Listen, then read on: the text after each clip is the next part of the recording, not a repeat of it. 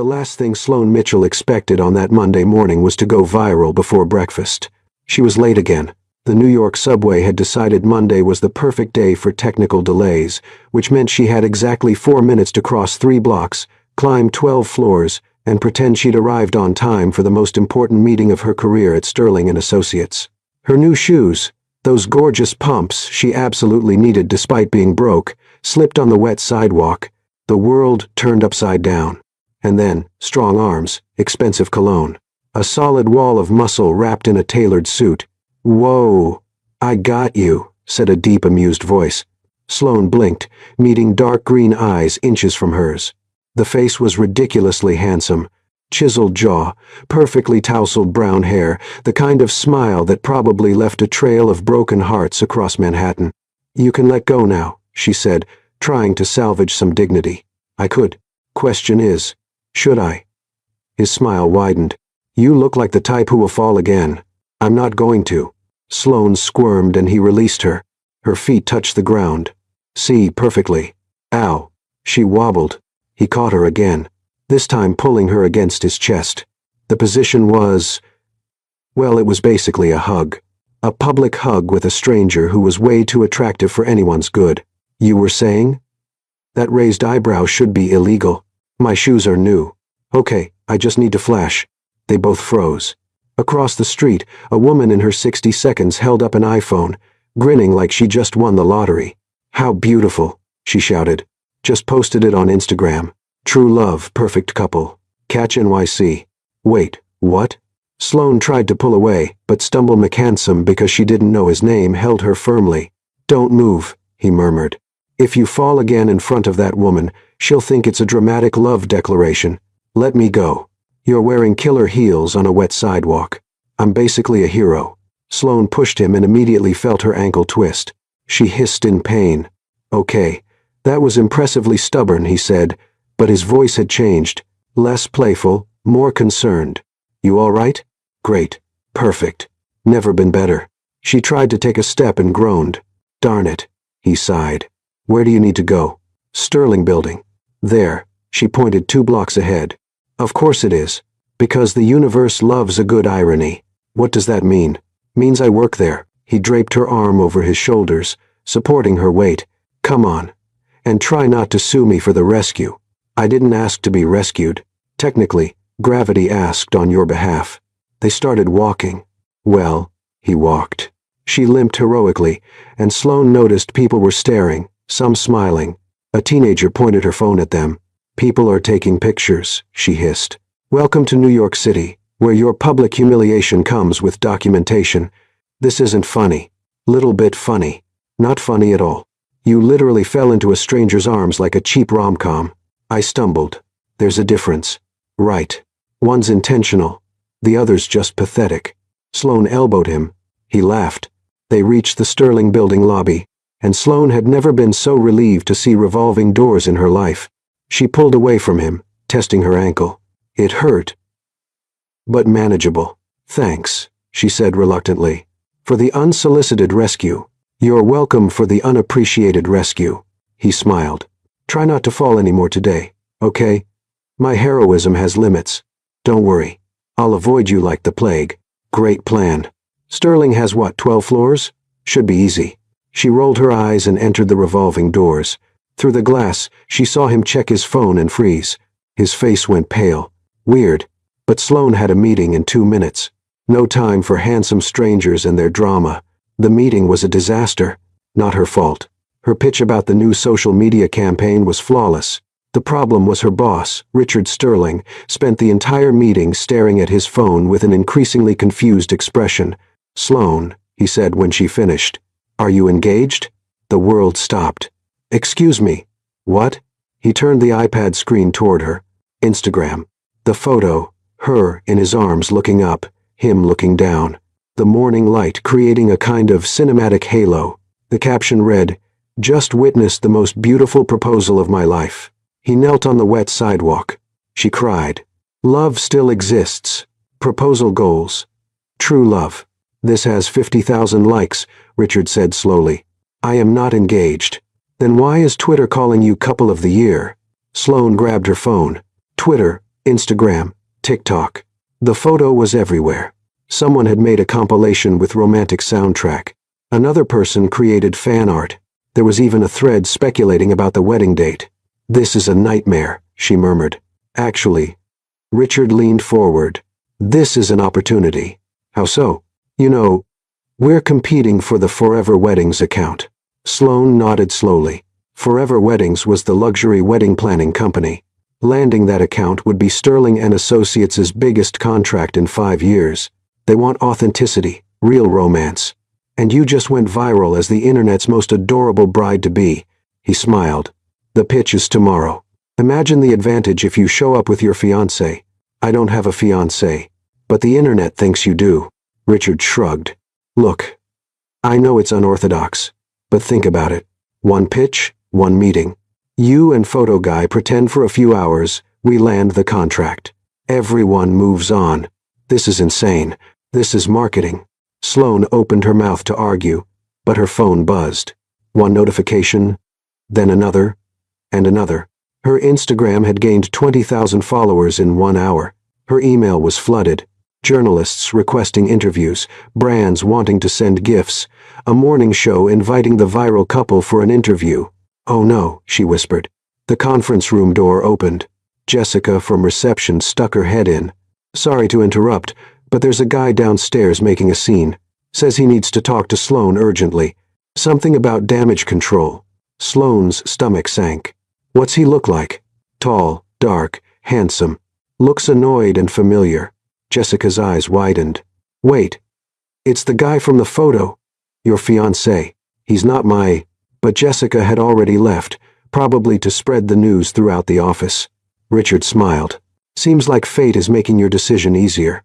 I'm not doing this." "Sloane, do you want the promotion or not?" She did desperately. 3 years at Sterling, working twice as hard, being passed over for promotions because she didn't have enough presence. And now suddenly she had all the presents. "Just one meeting?" she asked, hating herself. "Just one." Sloane took a deep breath. "Fine, but I'm talking to him alone." She left the room, took the elevator down, and there he was. Standing in the lobby, a crowd of Sterling employees casually passing by just to stare. When he saw her, his face went through several expressions. Relief, anger, and something that looked like panic. "We need to talk," they said simultaneously. And Sloane knew with absolute certainty that her day was about to get much worse. They ended up in the small conference room on the 3rd floor. Neutral territory, as Sloane called it. Far enough from her department that nobody would eavesdrop, but public enough that she wouldn't be alone with a complete stranger.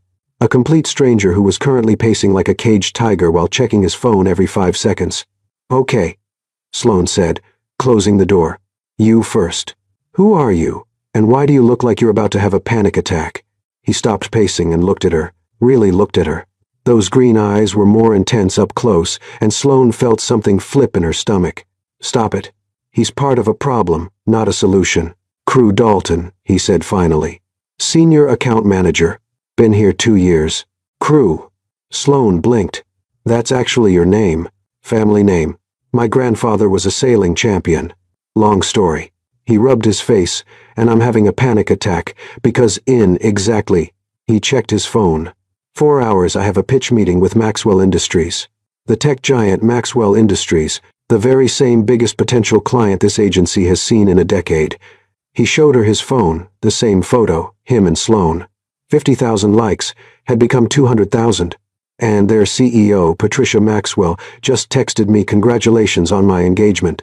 Sloane sat down heavily. "You're kidding." "I wish." Patricia is old-school family values. She only works with people she trusts, and apparently she thinks a man who proposes on a rainy New York sidewalk is the kind of authentic person Maxwell Industries needs. He made air quotes, with obvious frustration. "So, let me get this straight." Sloane crossed her arms. "I need you to pretend to be my fiancé for Forever Weddings tomorrow. And you need me to pretend to be your fiancé for Maxwell Industries today. In 4 hours. In 4 hours." They stared at each other. "This is ridiculous." Sloane said, completely insane. Crew agreed. "We don't even know each other. I didn't even know your name until I asked Jessica downstairs. I called you Stumble McHandsome in my head." Crew's lips twitched. That's actually pretty good. Don't let it go to your head. He sat down across from her, leaning forward. Look, I know this is weird. Trust me. If I could think of any other way. He ran a hand through his hair, messing it up even more. This Maxwell account is everything. It's the promotion I've been working toward. It's finally proving to my father that He stopped abruptly. That you what? Nothing. Forget it. He straightened. The point is we're both in the same boat. We both need this to work. Sloane studied him. There was something underneath all that confident swagger. Something vulnerable he was trying to hide. She recognized it because she saw the same thing in the mirror every morning. Fine, she heard herself say, but we need rules. Rules? Okay, I can work with rules. Sloane grabbed a notepad from the table. Rule number 1, this is strictly business. No actual feelings, no drama, no complications. Agreed. Crew nodded. Rule 2. We keep our stories straight. When did we meet? How long have we been together? 6 months. Sloane said immediately. Long enough to be serious. Short enough that nobody expects us to know everything about each other. Smart. How did we meet? Coffee shop. Classic. Believable. Boring enough that people won't ask too many questions. Which coffee shop? Sloane thought fast. The Blue Roast on Madison. I spilled coffee on you. You were surprisingly nice about it. We got to talking. I like it. It's got that meet-cute energy. Crew was actually smiling now. Rule 3. We need to know basic facts about each other. Favorites, family, that kind of thing. Fine. You go first. Okay. I'm 29, originally from Boston. One sister, younger, pain in my neck. But I love her. Father's a lawyer. Wanted me to follow in his footsteps. We don't talk much about it. Favorite food is pizza. That's not a personality trait. Everyone loves pizza.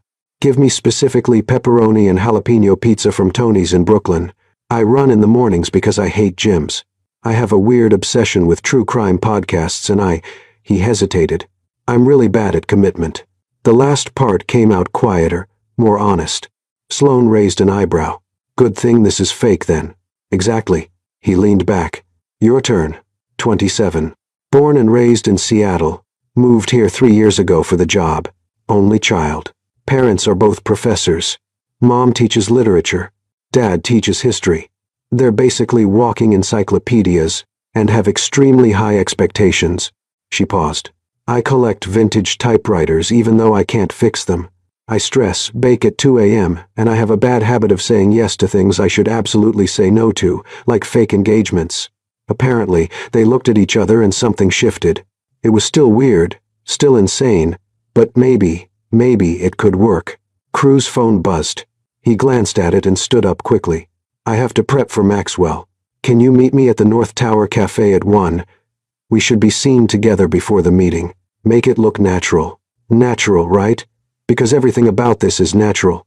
Just try not to trip on the way there. Sloane threw the notepad at him. He caught it, grinning, and left. She sat alone in the conference room, wondering what she'd just agreed to. Her phone rang. Mom. Perfect timing. Hi, Mom. Sloane Elizabeth Mitchell. Her mother's voice could probably shatter glass. Why am I finding out about your engagement from my book club? Martha showed me the photo. You're trending on Twitter. Mom, I can explain. You can explain why you didn't tell your own mother you were seeing someone, let alone engaged to him. Who is he? What does he do? How did you meet? When's the wedding? This was going to be a long conversation. At exactly 1 p.m., Sloane walked into the North Tower Cafe, wearing the most casual but pulled-together outfit she could manage. White blouse, dark jeans, heels she could actually walk in. Crew was already there, sitting at a corner table, looking unfairly good in a navy sweater that should be illegal. When he saw her, he stood up, and Sloane noticed people were watching them. Of course, they were watching. They were the viral couple. Hey, he said, and his voice was different, warmer. You look great.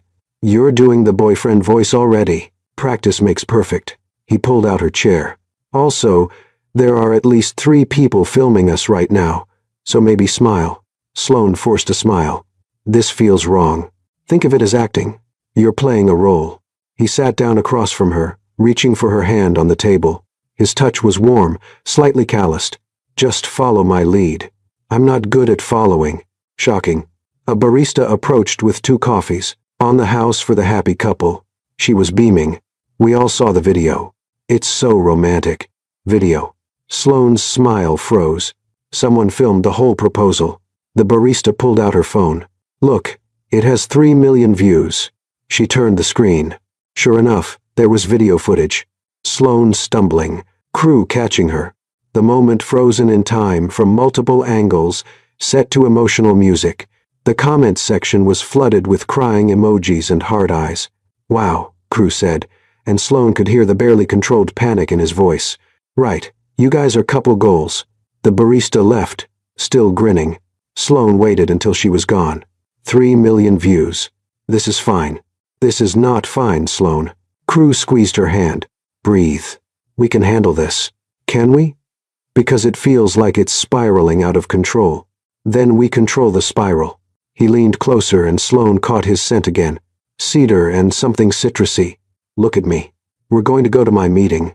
You're going to charm Patricia Maxwell with that sharp wit of yours. And we're going to land this account. Then tomorrow you do the same with Forever Weddings. After that, we figure out how to gracefully break up in a few weeks. Easy. You make it sound simple. It is simple. We just have to not mess it up. Famous last words. His phone buzzed. He checked it and his expression shifted. Patricia's assistant just moved the meeting up. We need to go now. They stood, and crew kept holding her hand as they left the cafe. Outside, a small crowd had gathered. Someone asked for a selfie.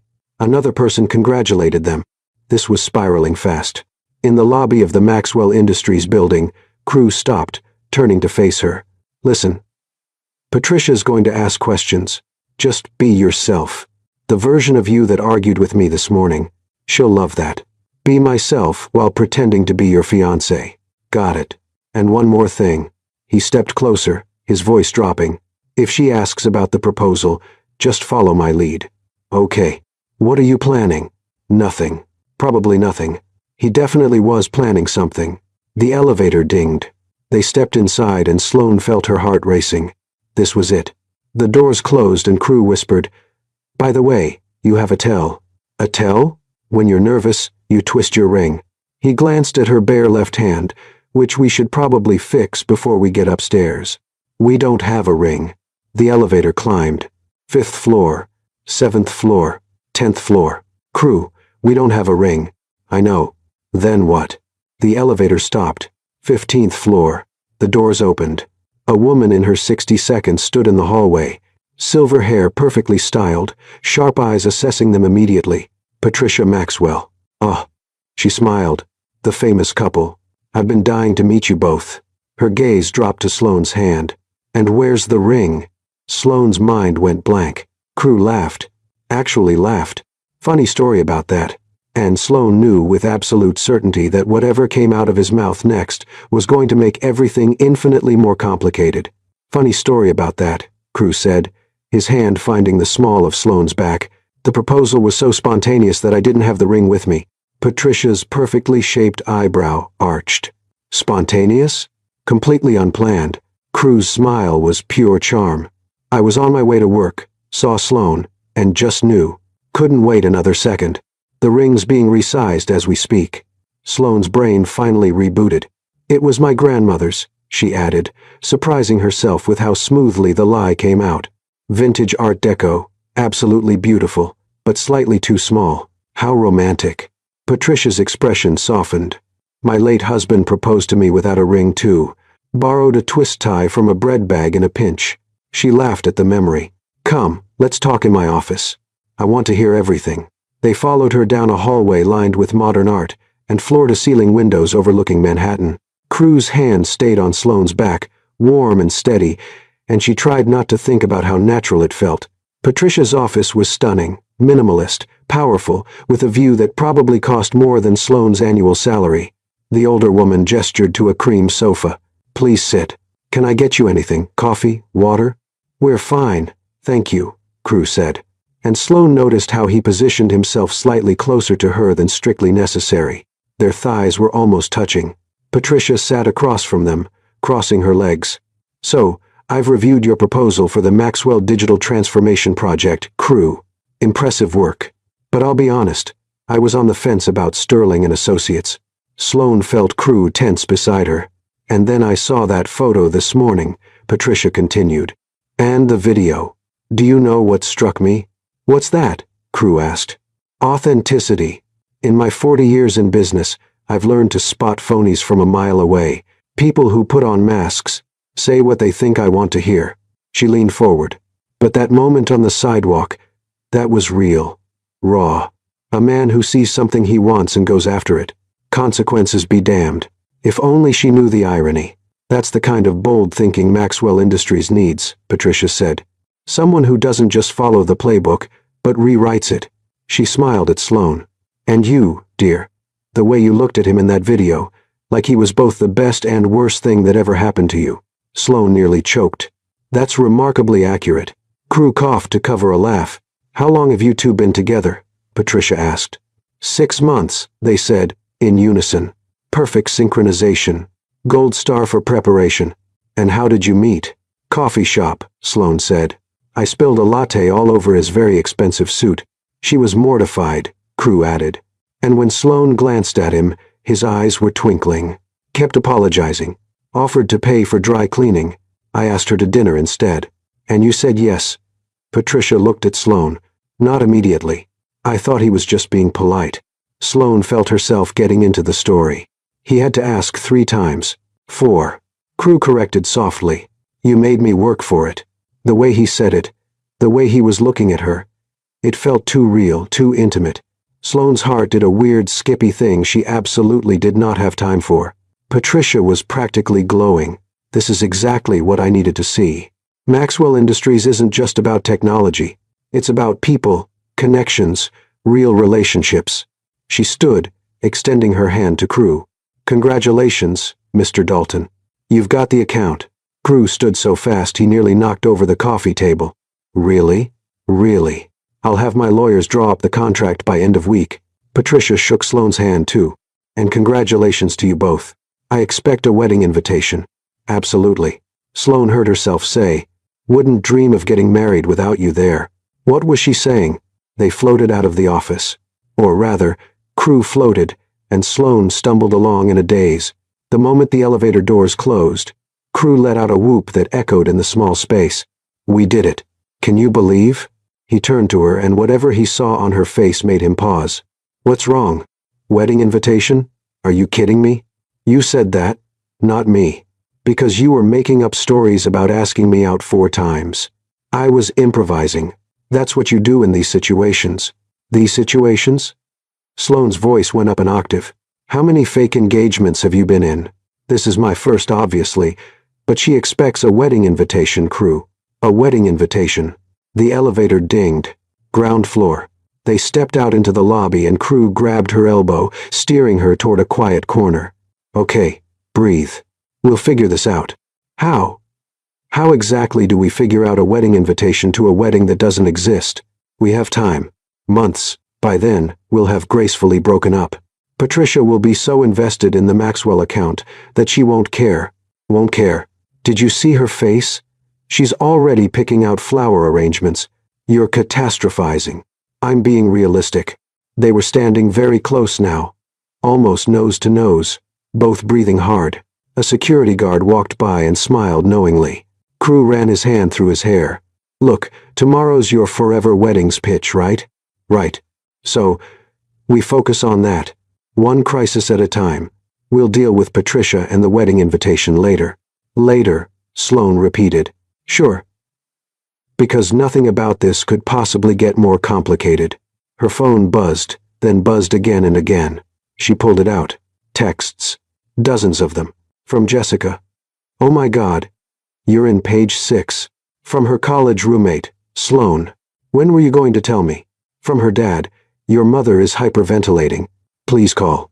And then she saw it. The page 6 article. Viral proposal. Couple revealed. Meet Sloane Mitchell and Crew Dalton, NYC's newest power couple. There were photos, multiple photos. Them leaving the cafe holding hands. Them entering the Maxwell building. A quote from someone claiming to be Crew's neighbor saying he was definitely the marrying type. We're in page 6, Sloane said numbly. Crew looked at his phone. We're also on E! News and People magazine just requested an interview. They stared at each other. This is fine, Crew said. Stop saying that, Sloane. No. Listen to me. This morning I was a nobody. A junior account manager who couldn't get promoted to save her life. Now I'm on page 6. Lying to tech moguls and apparently planning a wedding to someone whose favorite pizza topping I learned 3 hours ago. Pepperoni and jalapeno, Crew said quietly. What? My favorite pizza? You remembered. Sloane's anger deflated slightly. That's not the point. I know, but you still remembered. He stepped closer, his voice gentler. Look, I know this is out of control. I know it's terrifying, but we're in it together now. And for what it's worth, you were amazing up there with Patricia. I lied through my teeth. So did I. We make a good team. His smile was crooked, almost shy. Even if we're a disaster. Especially because we're a disaster. Sloane's phone rang. Richard Sterling. She answered, Hi, Richard. Sloane, fantastic news. Forever Weddings saw the page 6 article. They moved tomorrow's pitch to tonight, 7 p.m., and they specifically requested that your fiancé join us. Tonight? Tonight. This is it. Sloane. Your big moment. Don't screw it up. He hung up. Sloane lowered the phone slowly. The Forever Weddings pitch is tonight. Tonight. As in 5 hours. Crew checked his watch. Okay, we can do this. What do you need from me? I need you to be my perfect, supportive, wedding-obsessed fiancé in front of the most prestigious wedding planning company in New York. Wedding-obsessed. They plan weddings. Crew. They're going to ask questions. A lot of questions. Right? Okay. What kind of questions? Venue preferences, guest list size, wedding colors, first dance song, cake flavors. With each word, Sloane felt the panic rising again. We know nothing. We've prepared nothing. They're going to see right through us. Then we prepare now. In 5 hours, people have planned actual weddings in less time. Crew grabbed her hand. Come on. I know a place. Where are we going to plan our fake wedding? He pulled her toward the street, and Sloane had the distinct feeling she was either about to pull off the greatest performance of her life or crash and burn spectacularly. Possibly both. To plan our fake wedding turned out to mean the New York Public Library. A library? Sloane stared at the iconic building with its stone lions. You brought me to a library? Trust me. Crew led her up the steps. Quiet. Free Wi-Fi. Nobody will bother us. And they have an entire section on wedding planning. There's a wedding planning section. It's New York. There's a section for everything. 20 minutes later, they were tucked into a corner table surrounded by wedding magazines, planning guides, and 2 overpriced lattes from the cafe. Okay. Crew opened a notebook. Let's start with the basics. What kind of wedding do you want? I don't want a wedding. The wedding is fake. But what kind would Sloane Mitchell want if this were real? Sloane opened her mouth to deflect, then stopped. Actually thought about it. Small, she said finally. Intimate. Maybe 50 people max. Somewhere with character, not some generic ballroom. Good food, great music. None of that stuffy formal nonsense. Crew was writing. Location. I don't know, a garden or a bookstore. Wouldn't that be cool? Getting married surrounded by books. That's actually really cool. He looked up and something in his expression had softened. What else? Wild flowers instead of roses, a jazz band for the reception, and cake. She grabbed one of the magazines, flipping through this. Lemon cake with elderflower frosting. Simple but elegant. You've thought about this. Every woman's thought about her wedding at some point. Doesn't mean anything. I didn't say it did, but he was smiling. What about colors? Sage, green, and gold. Not that awful school bus yellow, but like warm gold, candlelight gold. Crew kept writing, and Sloane found herself leaning over to see. His handwriting was surprisingly neat. What about you? She asked. What kind of wedding would Crew Dalton want? I haven't really thought about it. Liar. Everyone's thought about it. He was quiet for a moment, pen hovering over paper. Sunset, he said finally. Outdoors somewhere you can see the ocean. Nothing too fancy, just people you actually care about. And the first dance he stopped. What? It's stupid. Tell me anyway. I always thought it would be to the way you look tonight. Frank Sinatra version. My parents danced to it at their wedding before everything got complicated. Sloane's chest tightened. That's not stupid. It's sentimental. It's sweet. Their eyes met across the table. And for a second, just a second, Sloane forgot this was fake. Forgot about the lies, and the viral photos, and the impossible situation. It just felt like two people getting to know each other. Crew cleared his throat, breaking the moment. Anyway, we should probably pick something more mainstream. Forever Weddings will expect. No, Sloane interrupted. Use The Way You Look Tonight. It's perfect. You sure? I'm sure.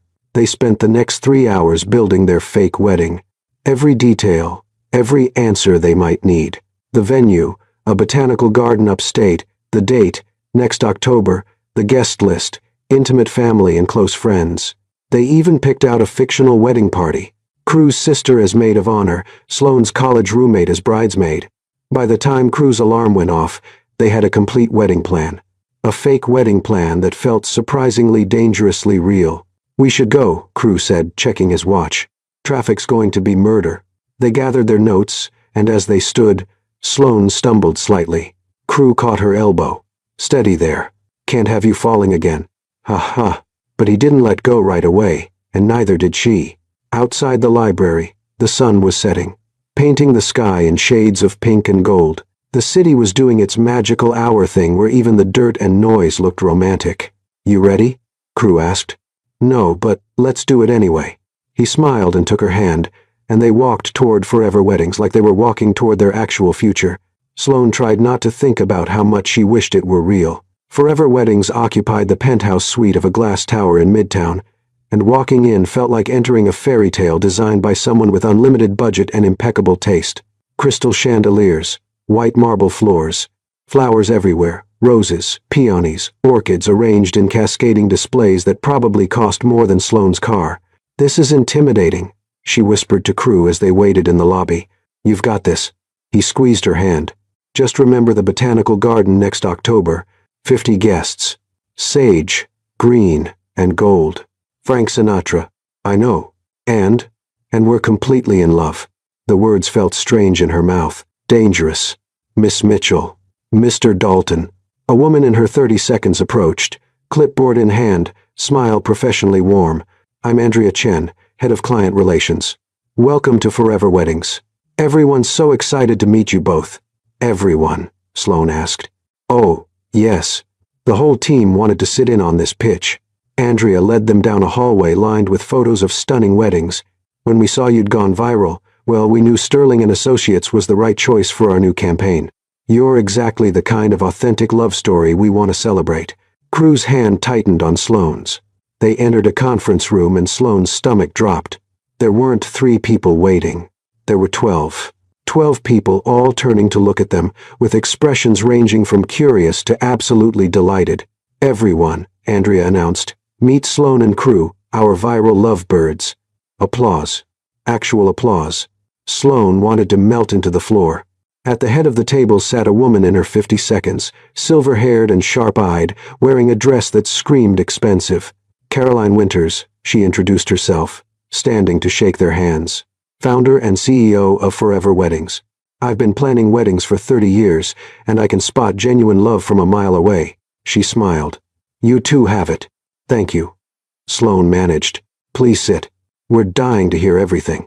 Caroline gestured to 2 seats at the center of the table. But first, Richard, let's hear this pitch. Richard Sterling was already there, looking like he'd won the lottery. He launched into the presentation. Sterling & Associates' vision for Forever Weddings' new digital campaign, using real couples, authentic stories, emotional connection. Sloane barely heard it. She was too busy feeling 12 pairs of eyes watching her and Crew. Crew's thumb was drawing small circles on the back of her hand. Soothing. Steady. When Richard finished, Caroline nodded approvingly. Excellent. But I want to hear from the couple themselves. She turned to Sloane and Crew. Tell us your story, and please don't leave out any details. We want to feature you as the face of our new campaign. The kickoff couple, if you will. Face of the campaign. Sloane's brain short-circuited. Crew jumped in smoothly. Well, like most great love stories, ours started with a disaster. Laughter rippled through the room. Sloane spilled an entire latte on me at the Blue Roast. He continued, and Sloane marveled at how easily he lied. She was mortified, kept apologizing, offering to pay for dry cleaning. I took one look at her and thought, I'm going to marry this woman. Love at first sight, Andrea sighed. More like love at first coffee stain. Crew grinned. But yeah, I knew. And you, Sloane. Caroline leaned forward. When did you know? The room went silent. Sloane's mind raced. What would make them believe? What felt true enough to sell? She looked at Crew and the words came before she could stop them. The fourth date, she said softly. We went to Central Park. It was raining, typical New York spring rain, and we were supposed to go to some fancy restaurant, but Crew suggested we just walk instead. She was making this up, but somehow it felt real. Everyone else was running for cover, but we just walked, talked, got completely soaked. She smiled at the memory that never happened, and at some point, he said something. I don't even remember what, but it made me laugh so hard I snorted, which is mortifying, by the way. I loved it, Crew said, and his voice was so genuine it hurt.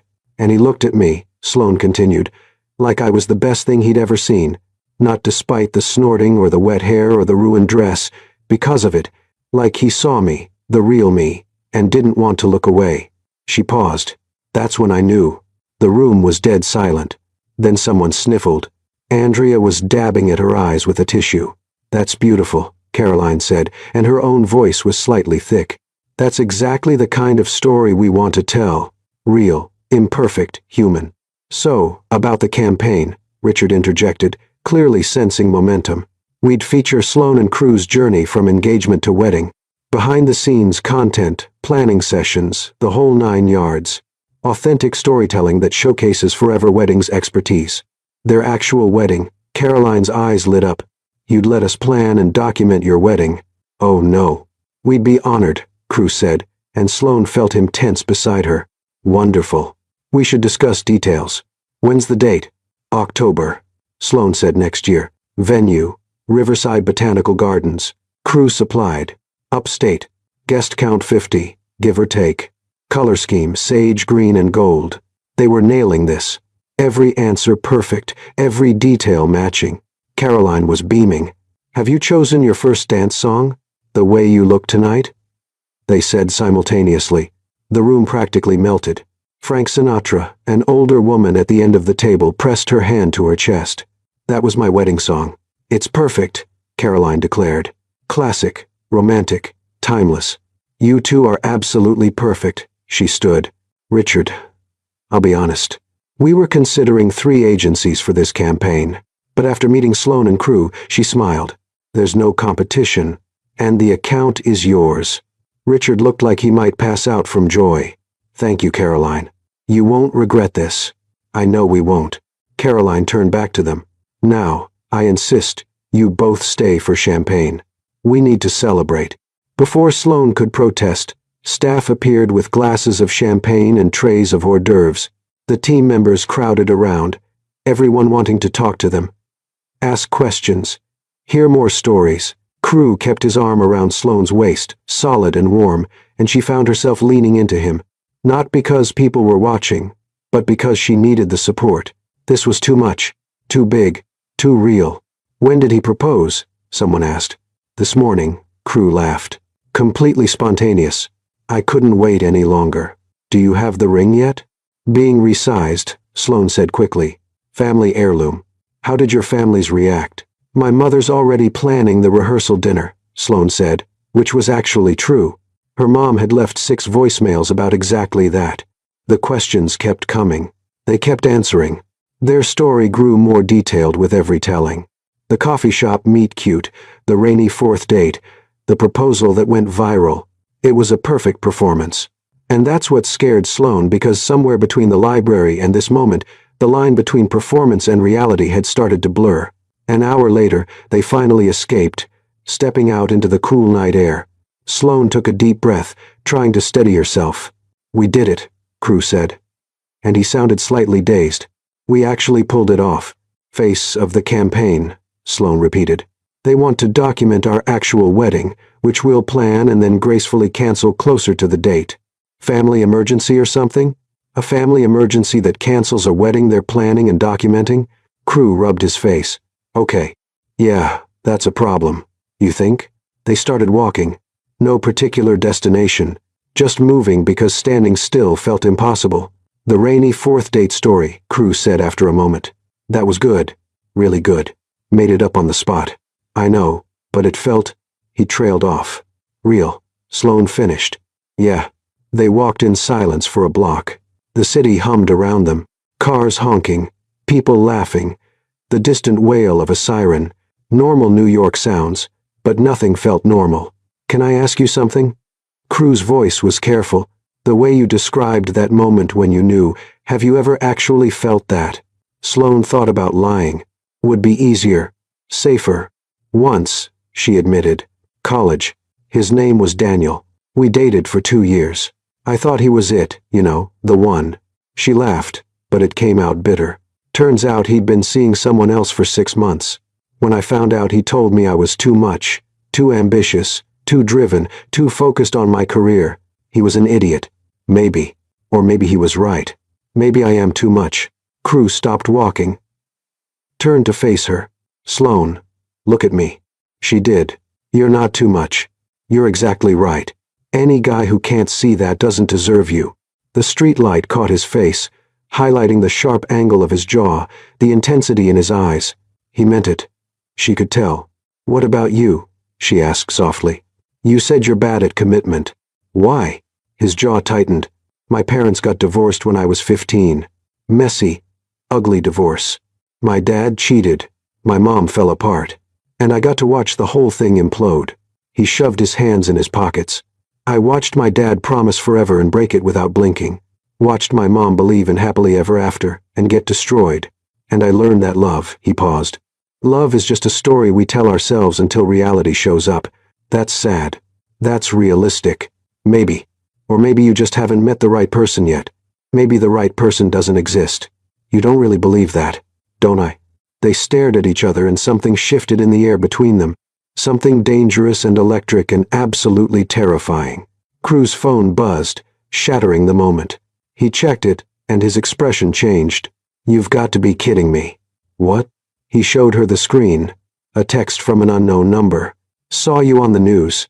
Congratulations, little brother. Can't wait to meet your fiancée. I'm coming to visit tomorrow. Ivy, your sister, Sloane said. My very nosy, very opinionated, extremely perceptive sister who will see through this charade in about 30 seconds. Tomorrow? Tomorrow. They looked at each other. This is fine, Sloane said. Stop saying that. But they both started laughing. Slightly hysterical, completely overwhelmed laughter that echoed down the empty street. When they finally stopped, Crew was wiping his eyes. Okay, game plan. Ivy arrives tomorrow. We just have to convince her we're actually in love. Just that simple. Just that impossible. He smiled crookedly. But hey, we fooled everyone else. What's one more person? Your sister who knows you better than anyone. Minor detail. Sloane's phone rang. Her mother again. She declined it. My parents want to meet you, too. Of course they do. My mom's already asking about premarital counseling. Premarital? We're not even actually engaged. Try telling her that. They started walking again, and somehow their hands found each other, fingers intertwining naturally like they'd done this 1,000 times. Crew. Yeah. That story you told about knowing you wanted to marry me at the coffee shop. Did you? She hesitated. Did any part of you mean it? He was quiet for a long moment. Too long. I don't know, he said finally, and his voice was almost a whisper. And that's what scares me. Sloane's heart did that stupid Skippy thing again. They reached her apartment building, stood there on the sidewalk, neither wanting to let go first. Tomorrow, Crew said 10 a.m., I'll pick you up. We'll grab coffee and game plan before Ivy gets here. Okay, and Sloane? Yeah, that thing Daniel said about you being too much. Crew stepped closer. He was wrong. You're not too much. You're just right. He kissed her cheek. Quick, soft, probably just for show in case anyone was watching. But it felt like so much more. Then he was gone, walking down the street, and Sloane stood there touching her cheek like a complete fool. Inside her apartment, she collapsed on the couch, her mind spinning. 2 days ago, she was invisible. Now she was viral, engaged, lying to everyone, and developing very real, Very dangerous feelings for a man who didn't believe in love. Her phone buzzed. A text from Crew. Thanks for today.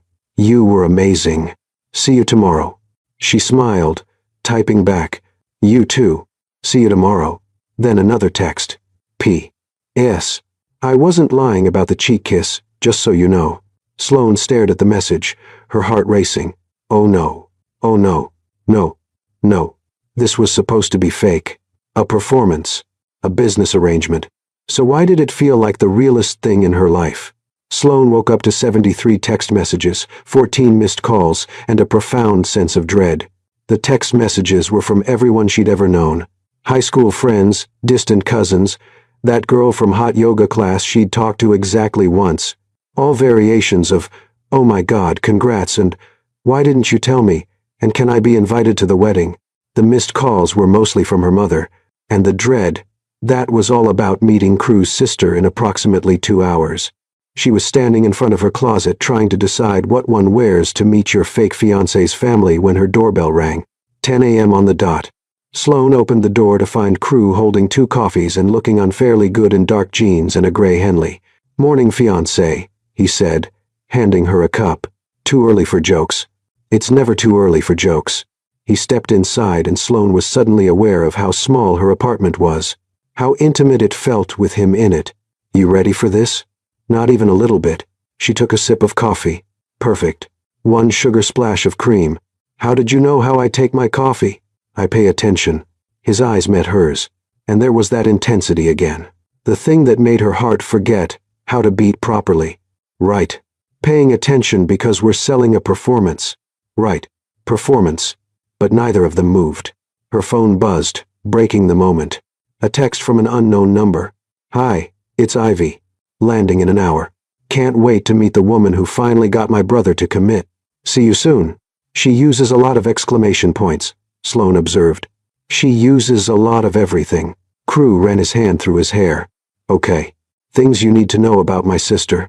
She's 26, works in graphic design, has opinions about everything, and can read people like most people read books. She will ask invasive questions. She will not accept surface-level answers. And she absolutely will not believe we're in love unless we sell it. No pressure. Exactly 0 pressure. He was pacing. Now, also, she knows I don't do relationships, so the fact that I'm suddenly engaged is going to raise every red flag she has. Great. Anything else? She's protective. When our parents divorced, I kind of raised her, made sure she was okay, got her through high school, paid for her design courses. His voice softened.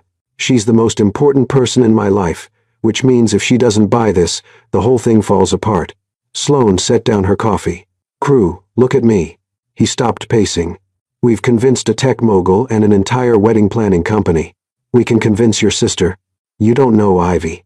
Then tell me about her. Really? Tell me. What does she love? What makes her laugh? What would make her believe you'd fall for someone? Crew was quiet for a moment, studying her. You're good at this. At what? Caring.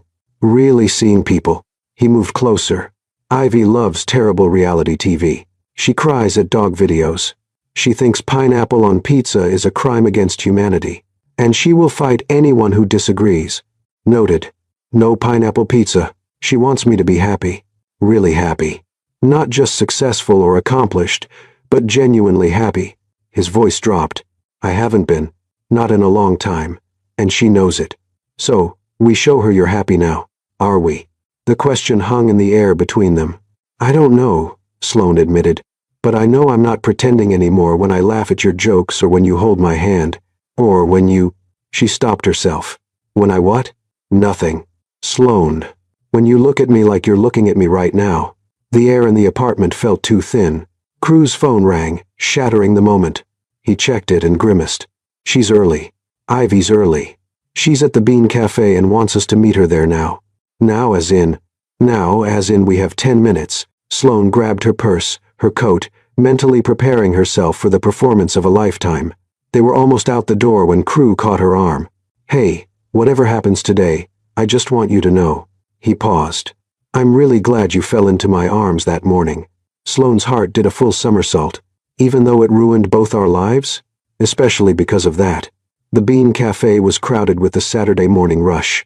Families, couples, students with laptops.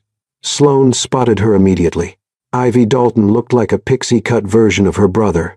Same green eyes, same sharp features, but with purple-streaked hair and about 15 ear piercings. She was sitting at a corner table, and when she saw them, her face lit up. Crew.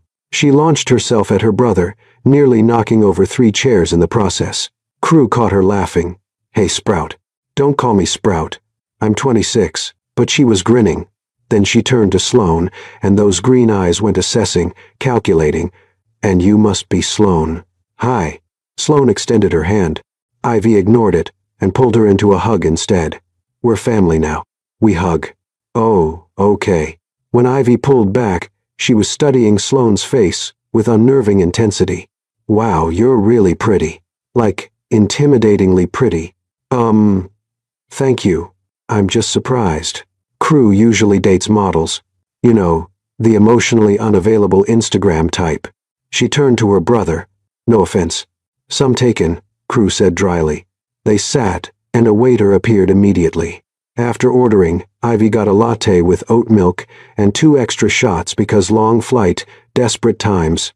She leaned forward, chin in her hands. "So, tell me everything, and I mean everything." "What do you want to know?" Crew asked. "Oh, I don't know. Maybe how my commitment-phobic brother, who swore he'd never get married, suddenly got engaged to someone I've never heard him mention in a viral proposal that's currently trending on TikTok." "It was spontaneous," Sloane said clearly. "But spontaneous doesn't explain 6 months of dating I knew nothing about." Crew shifted. "I wanted to keep it private." "You kept her a secret, you mean?" "I didn't." "Did you meet the parents?" Ivy asked Sloane. "Not yet." Interesting, because usually when someone's serious about someone, they introduce them to their family. This was going bad fast.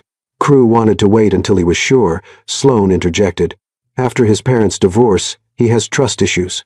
"I know about the trust issues. I lived through the divorce, too." Ivy's voice had an edge now. "What I don't know is why my brother, who ghosted his last 3 girlfriends when they mentioned the word relationship, suddenly proposed to someone on a public sidewalk. Because I love her." The cafe noise seemed to dim. Crew was looking at Sloane, and the expression on his face was so genuine, so raw that for a second she forgot Ivy was there. "I know it seems fast," he continued, still looking at Sloane. "And I know I've been scared, but when you meet someone who makes you want to be better than you are, someone who sees past all the walls you've built, you don't let that go. You grab on and don't let go, even if it terrifies you." Sloane couldn't breathe. "That's beautiful," Ivy said. And when Sloane managed to look at her, the younger woman's eyes were slightly wet. "But I'm still not convinced." "Ivy," Crew started. "No, listen. I want you to be happy desperately, but I also know you." She pulled out her phone.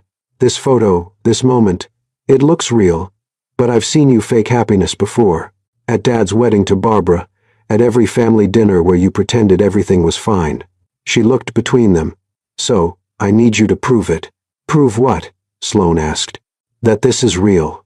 Not a publicity stunt, not a business arrangement, not whatever scheme you two cooked up." Crew's hand found Sloane's under the table. "What do you want us to do? Answer one question. Each of you." "Honestly." Ivy leaned back. "Sloane, you first. What's Crew's biggest fear?" Sloane's mind raced. What had he told her? What had he revealed in those vulnerable moments? "That he'll turn out like his father," she said quietly. "That he'll make promises he can't keep and hurt the people he loves. So, he doesn't make promises at all.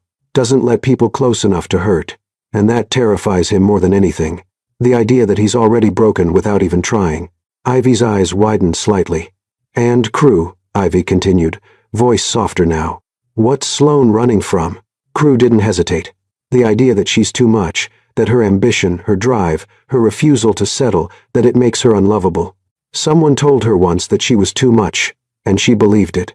So, she works twice as hard, achieves twice as much, hoping that maybe if she's successful enough, accomplished enough, someone will think she's worth staying for. Sloane felt tears prickling behind her eyes. How did he know that? She'd mentioned Daniel once, and he'd seen right through to the fear underneath. Ivy was quiet for a long moment. Then she smiled. Real, genuine, reaching her eyes. Okay, she said. I believe you. Really? Crew sounded stunned. Really?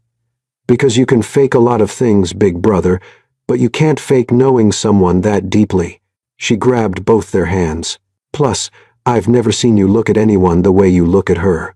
Like she's the sun and you're finally warm. Sloane's vision blurred. Now, can we please talk about wedding details? Ivy bounced in her seat. Because I have so many ideas. Have you thought about the color scheme? What about the venue? And please tell me you're not doing a traditional cake because I have this incredible designer friend who makes sculptures out of macarons. Ivy, breathe. Crew laughed. They spent the next hour planning a fake wedding that felt increasingly real. Ivy pulled up Pinterest boards, made lists, debated flowers versus succulents with a passion that was both endearing and overwhelming. And through it all, Crew kept Sloane's hand in his, thumb drawing those small circles that had become familiar, comforting, dangerous. When Ivy excused herself to the restroom, Sloane let out a breath. That was intense. That was Ivy going easy on us. Crew smiled. But we passed. You were incredible. So were you. That thing you said about being the sun. I meant it. Their eyes locked. Crew.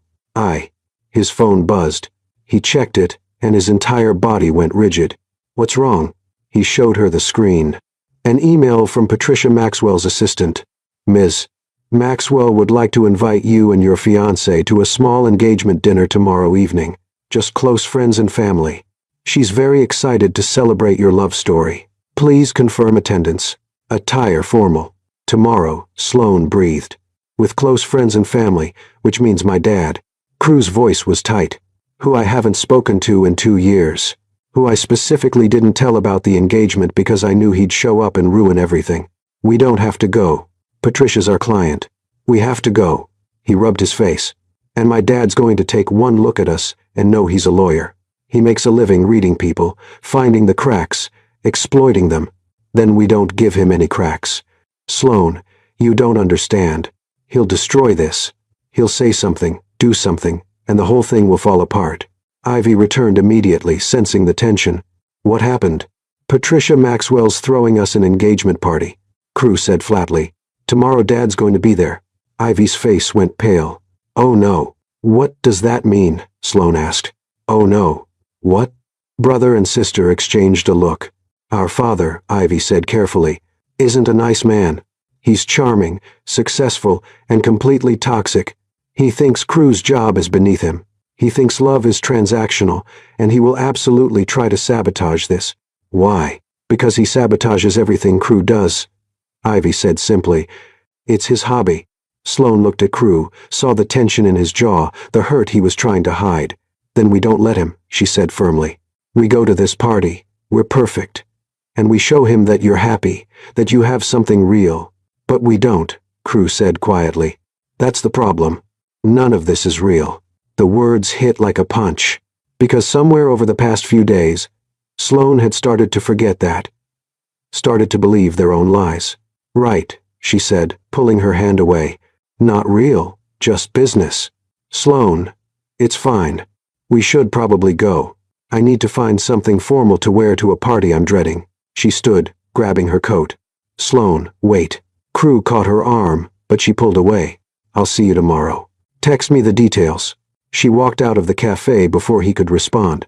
Before Ivy could say anything, before the tears threatening to fall actually did.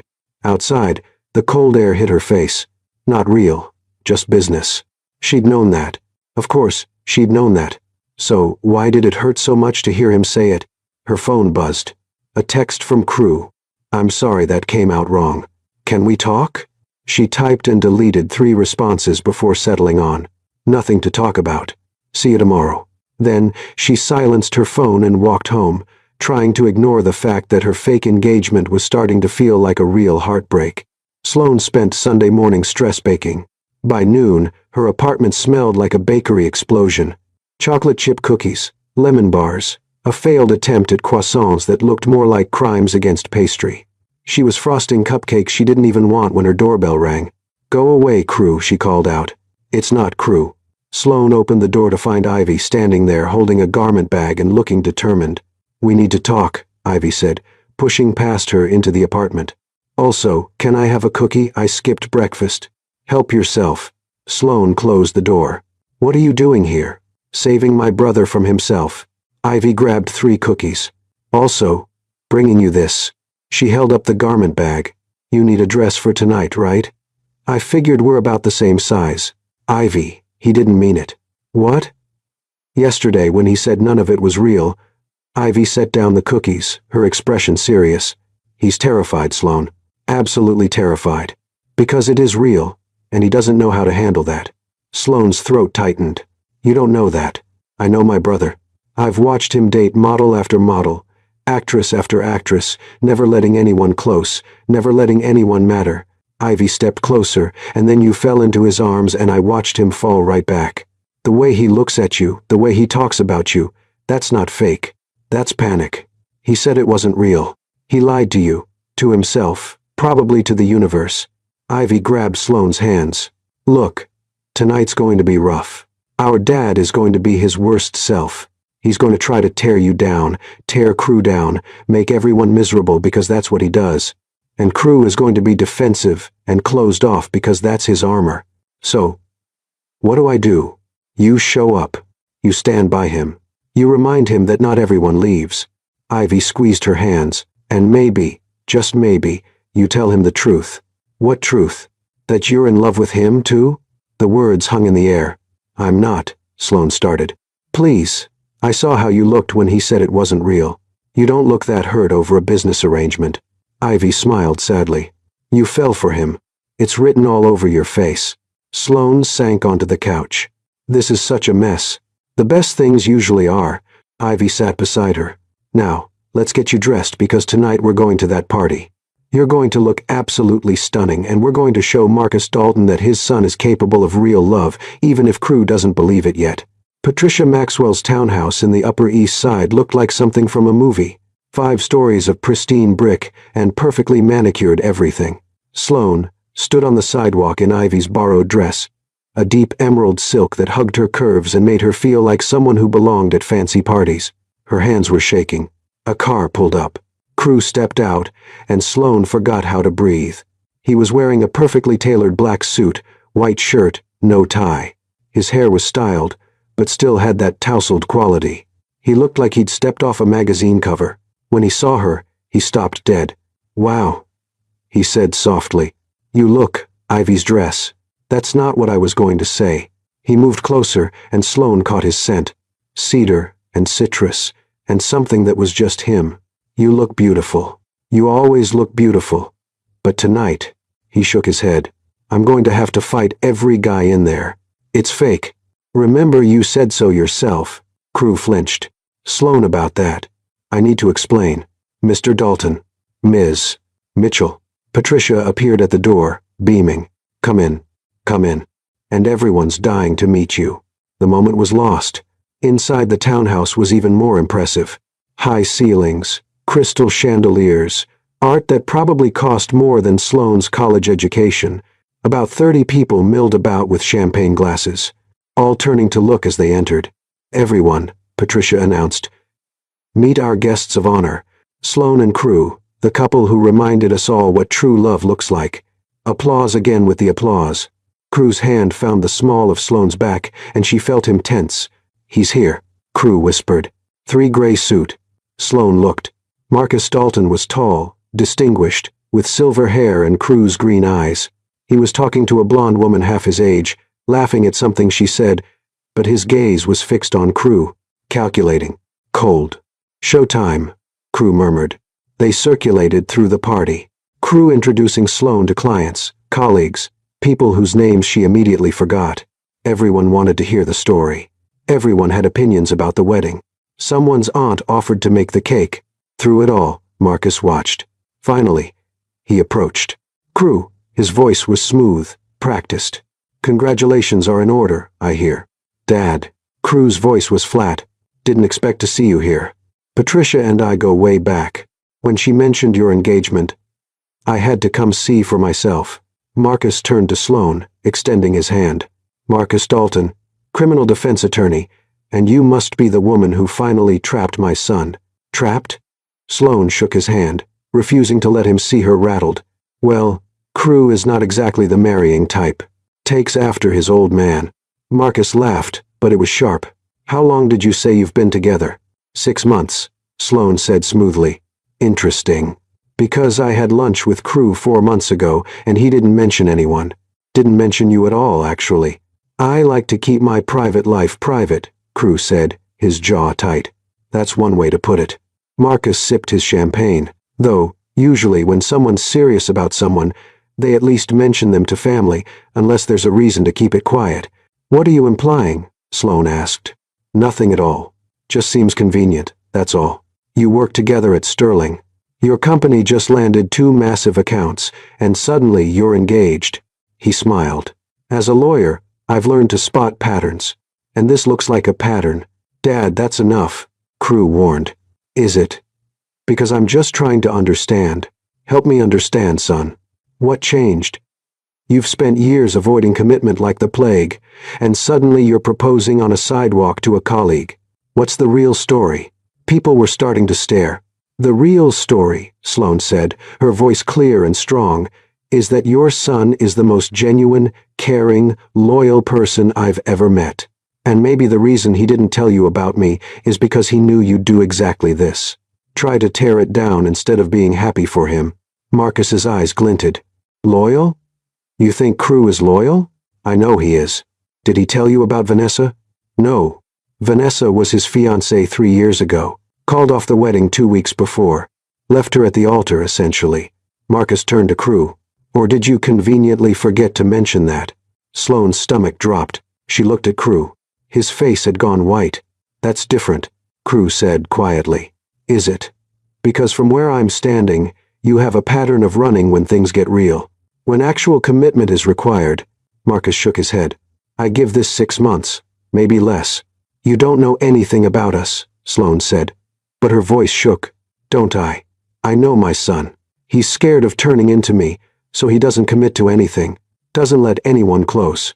And when someone finally gets close, Marcus snapped his fingers. He runs. Always has. Always will. That's not true. Ivy's voice cut through.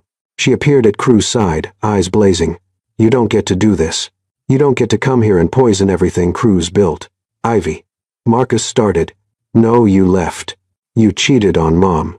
You destroyed our family. And then you acted like Crew was the problem for being angry about it. Ivy's voice was shaking. He raised me. He made sure I was okay. He's been there for every important moment of my life. Where were you? Oh, right, with wife number 3. Or is it 4 now? I lose count. The room had gone silent. Marcus's expression hardened. This is family business. Then maybe you should try being family. Ivy shot back. Patricia appeared, her smile strained. Perhaps we should all take a breath. No. Crew's voice cut through, quiet but firm. He turned to Patricia. I'm sorry. I can't do this. Crew. Sloane reached for him. I can't. He looked at her, and his eyes were full of pain. I'm sorry for all of it. For dragging you into this mess. For making you lie. For his voice broke. You deserve better than this. Than me. That's not true. It is. He stepped back. My dad's right. I am like him. I make promises I can't keep. I hurt people and I can't. He shook his head. I'm sorry. And then he left. Just walked out of the party. Out of the townhouse. Leaving Sloane standing there with 30 pairs of eyes watching. The room erupted in whispers. Patricia looked devastated. Oh dear. Marcus was smirking. And Sloane. Sloane was done. Done with lies. Done with pretending. Done with watching the man she'd fallen for destroy himself because of his father's poison. You want to know the truth? She said, her voice ringing out. Fine. Here's the truth. The room went silent again. Crew and I aren't engaged. Not really. We met 3 days ago when I literally fell into his arms and someone took a photo that went viral. We panicked. We made up a story because we both had important pitches, and we thought it would help. We've been lying to everyone. To you, Patricia. To you, Caroline, to everyone here. Patricia's face went pale. Marcus laughed. Well, honesty at last. I'm not finished. Sloane turned to him. You want to know what else is true? Your son is the best man I've ever met. He's kind and funny and sees people, really sees them. He took care of his sister when you abandoned your family. He works harder than anyone I know. And yes, he's scared of commitment, but that's because he watched you destroy the concept of forever." Marcus's smirk faded. "But here's the thing you don't understand. This started as a lie. A stupid, desperate lie. But somewhere along the way," Sloane's voice cracked. "Somewhere along the way, I fell in love with him. Actually, genuinely, terrifyingly in love. Not with the fake engagement or the viral story, but with the man who remembers how I take my coffee, who knows my deepest fears, who looks at me like I'm not too much, but exactly right." Tears were streaming down her face now. "So yeah, we lied. And yeah, I'm probably going to lose my job over this. But I won't stand here and let you make him believe he's incapable of love, because he's not. He's capable of so much love, it scares him. And that's not a weakness. That's his strength." She turned to Patricia. "I'm sorry we deceived you. I understand if you want to pull both accounts. I deserve that. But please, don't punish Sterling and Associates. This was our mess, mine and Crew's." Then she grabbed her coat and left, ignoring the shocked silence, ignoring Marcus's stunned expression, ignoring everything except the need to find Crew. She found him 2 blocks away, sitting on the steps of a closed bookstore, head in his hands. "Hey," she said softly. He looked up and his eyes were red. "You shouldn't be here." "Probably not. But here I am anyway." She sat beside him. "I told them the truth." "What?" "Everything. The fake engagement, the lies, all of it." She laughed shakily. "I'm pretty sure I just destroyed both our careers." "Sloane, why would you—" "Because I'm tired of lying and because your dad was wrong." She turned to face him. "You're not like him. You're nothing like him. I left Vanessa at the altar. Tell me what happened. Really happened." Crew was quiet for a long moment. "I was 26. She was perfect on paper. My dad loved her, which should have been a red flag. 2 weeks before the wedding, I realized I didn't love her. Not really. I liked her, but I didn't love her. And I couldn't stand at an altar and promise forever when I knew it was a lie." He looked at Sloane. "So I left, called it off, broke her heart, proved my dad right about me. You proved you're honest, that you won't make promises you can't keep. Or I'm just a coward." "You're not a coward. A coward would have gone through with it. You were brave enough to admit the truth." Sloane took his hand. "And for what it's worth, I meant what I said in there about falling for you." Crew's eyes widened. "Sloane, I know it's insane. We've known each other 3 days, but somewhere between the library and the coffee shop and meeting Ivy and tonight's disaster, I fell hard. And I know this was supposed to be fake, but it doesn't feel fake anymore. At least not to me." "It doesn't feel fake to me either," Crew said quietly. "That's what terrifies me. What if we stopped being terrified? What if we just tried?" "Tried what?" "This us for real this time. No lies, no performances. Just 2 people who fell for each other in the most ridiculous way possible." Crew was looking at her like she'd offered him the sun. "You want to date me for real?" "I want to fall for real next time. Maybe on purpose." "Sloane Mitchell, was that a joke?" "Possibly my first one. How'd I do?" Instead of answering, Crew kissed her. Really kissed her. Not a cheek kiss, not a performance, but a real, genuine, heart-stopping kiss that tasted like champagne and truth and new beginnings. When they finally pulled apart, they were both smiling. "So," Crew said, "we're probably unemployed now. Probably. And your parents are going to kill you. Definitely. And we have no idea how to explain this to anyone. Not a clue." Sloane laughed. "But at least we'll figure it out together." "Together?" Crew pulled her close. "I like the sound of that." They sat there on the bookstore steps, holding each other while the city hummed around them. No cameras, no audience, no performance. Just 2 people who'd accidentally found something real in the middle of a beautiful disaster. Sloane's phone buzzed. She checked it, then started laughing. "What?" She showed him the screen. A text from Patricia Maxwell. "My office tomorrow morning, 9 a.m., both of you. And bring coffee. This conversation is going to take a while." Followed by another text. "P. They are dissipation. Decide so." And that speech was the most romantic thing I've ever heard. "We're not pulling the accounts, but you 2 owe me the real love story starting now." And then one more from Caroline Winters at Forever Weddings. "I don't care if the engagement was fake. That kind of love is exactly what we want to showcase. Real, messy, honest. When's the actual first date?" We want to document everything." Crew and Sloane looked at each other. "I think we just got promoted from fake fiancés to real reality show." Sloane said, "Worth it." She kissed him again. "Absolutely worth it." Epilogue 6 months later. The Riverside Botanical Gardens were stunning in October. Sloane stood in front of the mirror adjusting her dress. Not sage green, not the one they'd planned, but a simple ivory gown that felt right. Real. "You ready?" Ivy appeared behind her. Purple hair now streaked with gold for the occasion. "Everyone's here." "Well, almost everyone." "He didn't come," Sloane said. It wasn't a question. "Marcus, no, but Crew doesn't need him." Ivy squeezed her shoulder. "He has us, and honestly, that's better." Music started. "The Way You Look Tonight." Frank Sinatra version. Sloane walked down the aisle past 50 people. Real friends, real family, real love. Her parents were crying. Richard Sterling gave her a thumbs up. Patricia Maxwell was already filming on her phone. At the end of the aisle, Crew stood in a navy suit, looking at her like she was the sun. "Hi," he said when she reached him. "Hi yourself." "You know," he whispered as the officiant began, "this is way better than the fake version. Because it's real. Because it's you." He took her hands. "I'm terrified, by the way." "Me, too." "Good. Let's be terrified together." They said their vows, messy, honest, real. They promised to try, to communicate, to not run when things got hard. They promised forever, knowing it was scary, knowing it was worth it. When Crew kissed her, everyone cheered. And somewhere in the crowd, someone took a photo, them wrapped in each other's arms, genuinely perfectly happy. It would probably go viral again, but this time it would be true. The end.